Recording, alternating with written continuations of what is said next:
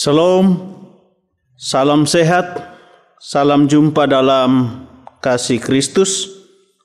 Kita berjumpa kembali dalam program Suara Kebenaran, Gemit Klasis Kota Kupang Timur. Mari kita satu di dalam doa sebelum pembacaan Sabda Tuhan dan perenungan Sabdanya. Kita berdoa. Dalam kerendahan hati, kami tunduk di hadirat-Mu, mengangkat hati mengucap syukur untuk kelimpahan kasih cinta-Mu yang ajaib dan heran itu, yang memungkinkan kami masih boleh menikmati hidup milik-Mu sampai dengan saat ini. Bahkan di dalam hikmat-Mu semata, Engkau menolong kami untuk menyadari bahwa hidup kami hanya berarti jika terus memberi diri dituntun oleh kebenaran firman-Mu. Karena itu kami mohon, mari Engkau urapi kami selaku hamba-Mu yang Engkau asingkan untuk menyampaikan isi hati-Mu. Engkau berkati, Engkau sempurnakan persiapan diri hamba-Mu. Engkau juga yang mencurahkan wibawa dan otoritas-Mu buat hamba-Mu, serta Engkau memberi hati yang terbuka bagi setiap umat-Mu yang mendengar terhadap firman-Mu, sehingga semua kami boleh diberkati oleh firman-Mu dan melangkah menuju kehidupan dan kebahagiaan yang kekal. Dalam Kristus Tuhan, firman yang hidup, kami memohon. Amin. Bapak Ibu, saudara-saudariku yang terkasih, sabda Tuhan yang saya pilih terambil dari Perjanjian Lama, yakni 1 Raja-Raja pasal 19 ayat 1 sampai 8. Demikian bunyi sabda Tuhan. Elia ke Gunung Horeb. Ketika Ahab memberitahukan kepada Isabel segala yang dilakukan Elia dan perihal Elia membunuh semua nabi itu dengan pedang, maka Isabel menyuruh seorang suruhan mengatakan kepada Elia, "Beginilah kiranya para Allah menghukum aku, bahkan lebih lagi daripada itu, jika besok kira-kira pada waktu ini aku tidak membuat nyawamu sama seperti nyawa salah seorang dari mereka itu." Maka takutlah ia, lalu bangkit dan pergi menyelamatkan nyawanya. Dan setelah sampai ke Berseba yang termasuk wilayah Yehuda, ia meninggalkan bujangnya di sana. Tetapi ia sendiri masuk ke padang gurun sehari perjalanan jauhnya, lalu duduk di bawah sebuah pohon arar. Kemudian ia ingin mati, katanya, "Cukuplah itu. Sekarang ya Tuhan, ambillah nyawaku, sebab aku ini tidak lebih baik daripada nenek moyangku." Sesudah itu ia berbaring dan tidur di bawah pohon arar itu. Tetapi tiba-tiba seorang malaikat menyentuh dia serta berkata kepadanya, "Bangunlah, makanlah." Ketika ia melihat sekitarnya, maka pada sebelah kepalanya ada roti bakar dan sebuah kendi berisi air. Lalu ia makan dan minum, kemudian berbaring pula. Tetapi malaikat Tuhan datang untuk kedua kalinya dan menyentuh dia serta berkata, "Bangunlah, makanlah, sebab kalau tidak, perjalananmu nanti terlalu jauh bagimu." Maka bangunlah ia, lalu makan dan minum, dan oleh kekuatan makanan itu, ia berjalan 40 hari 40 malam lamanya sampai ke gunung Allah, yakni Gunung Horeb. Sampai demikian jauh lawatan sabda Tuhan buat kita. Tentu yang dikatakan berbahagia adalah setiap kita yang mendengarkan sabda Allah, mau melakukan dalam siara hidup yang Tuhan masih anugerahkan. Shalom. Saudara-saudariku, umat Tuhan yang terkasih, tema perenungan kita saat ini yaitu Tuhan sanggup memulihkan keadaanmu.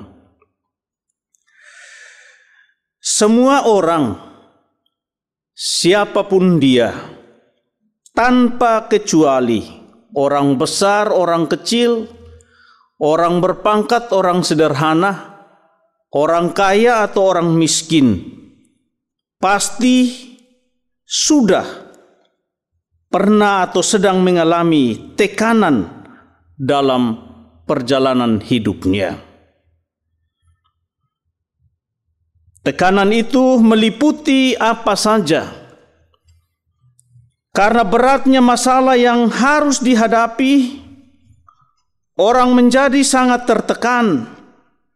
Bahkan ada yang sampai mengalami depresi, lupa bahwa di dalam Kristus atau di dalam Tuhan, Allah yang penuh kuasa itu selalu ada harapan.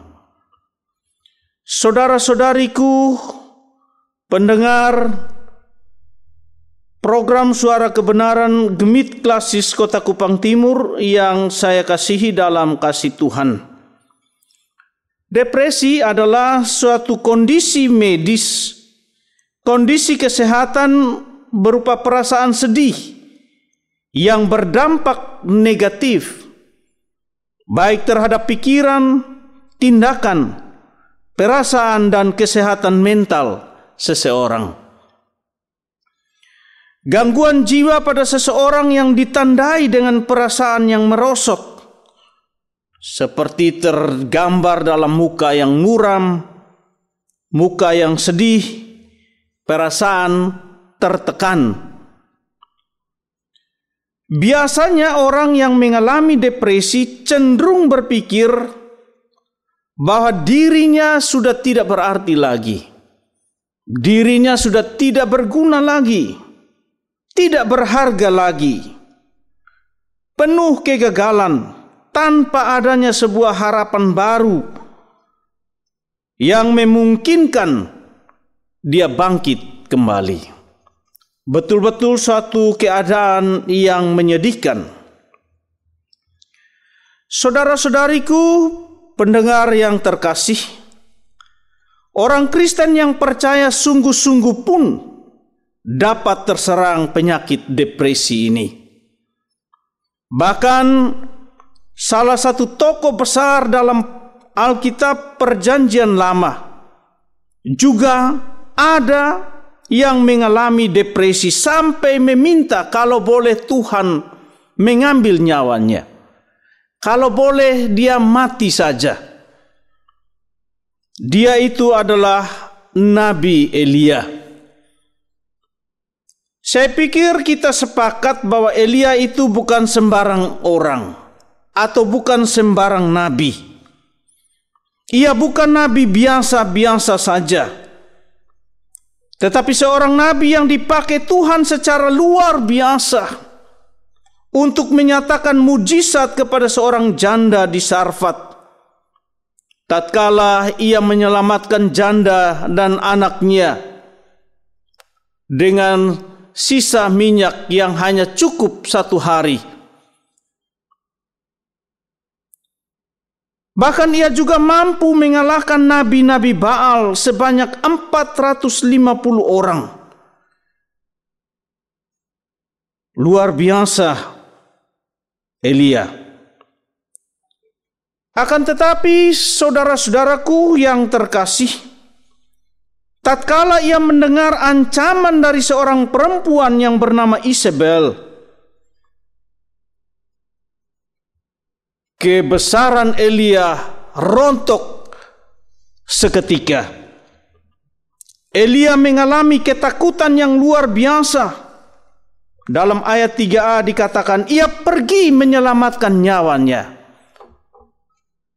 Saudara-saudaraku, kita melihat siapa sih Isabel itu yang punya kuasa begitu menakutkan, menyeramkan, ibarat monster perempuan mungkin. Pada saat itu Elia benar-benar mengalami kelelahan fisik dan mental yang membuatnya merasa tidak berguna lagi untuk hidup. Ia menjadi orang yang putus asa. Di sini kita melihat bahwa orang benar bukan tidak pernah jatuh. Orang benar bukan tidak pernah lelah. Dia bisa jatuh. Tapi yang menarik, dalam kebenaran firman yang lain dikatakan orang benar itu jatuh, diangkat oleh Tuhan sendiri.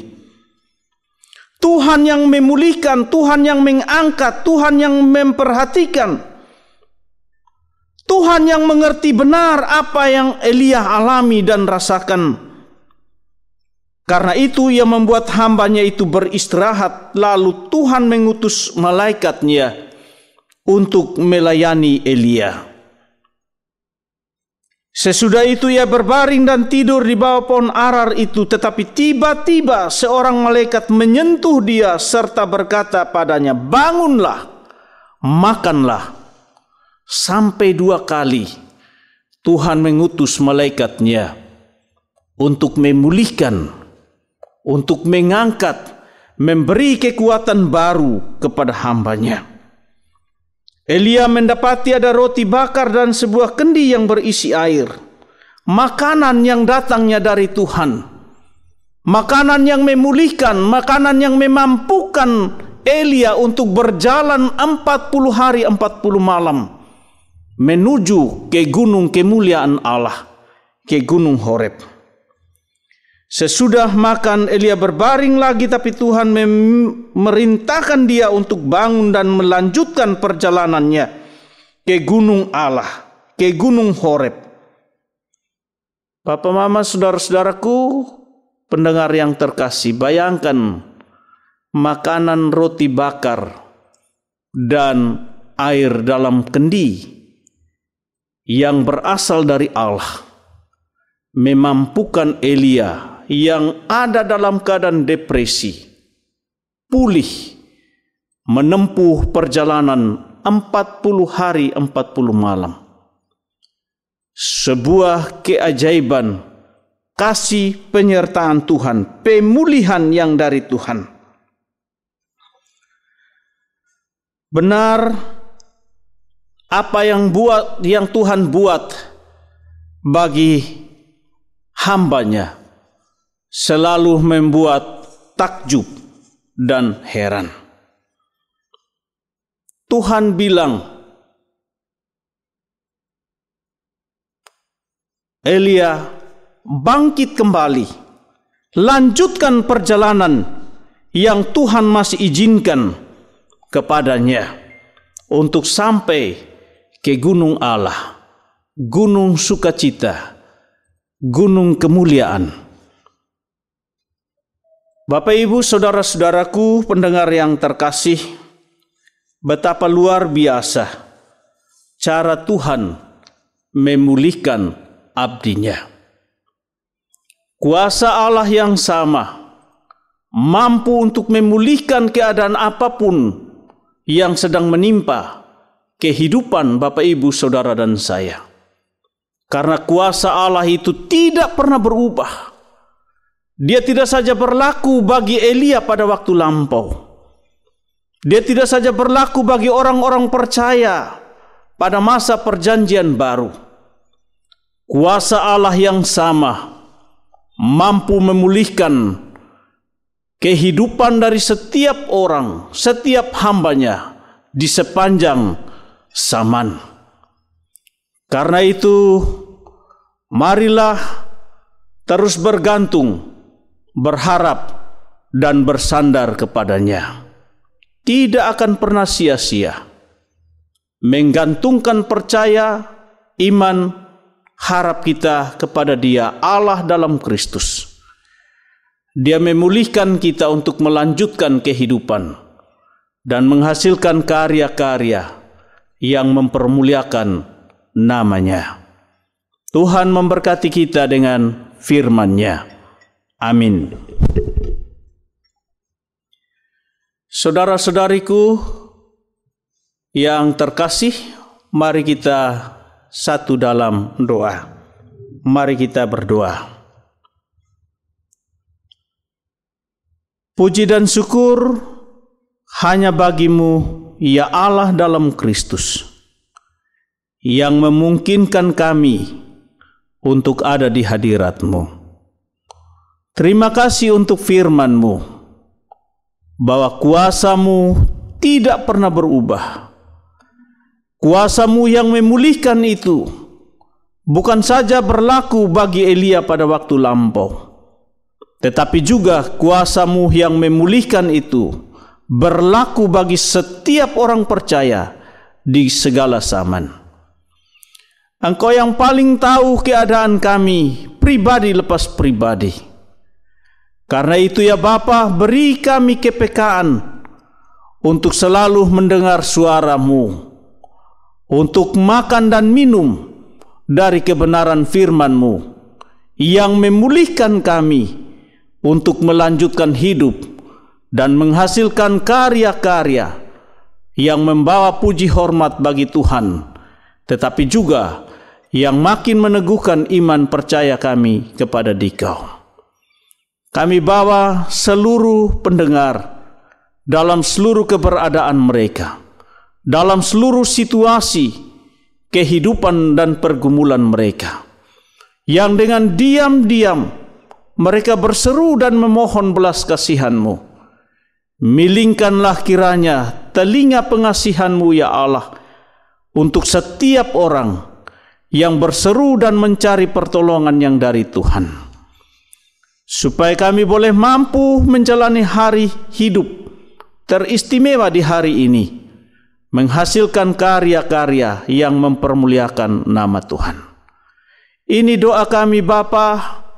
Dengar sempurnakan kami dalam Kristus Yesus, Juru Syafaat kami yang agung itu, dan satu-satunya kami berdoa.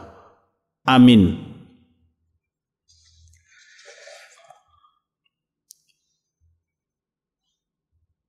Saudara-saudaraku yang terkasih, selamat memulai hari ini di dalam tuntunan Roh Kudus. Karena itu arahkan hati untuk menerima berkat-Nya.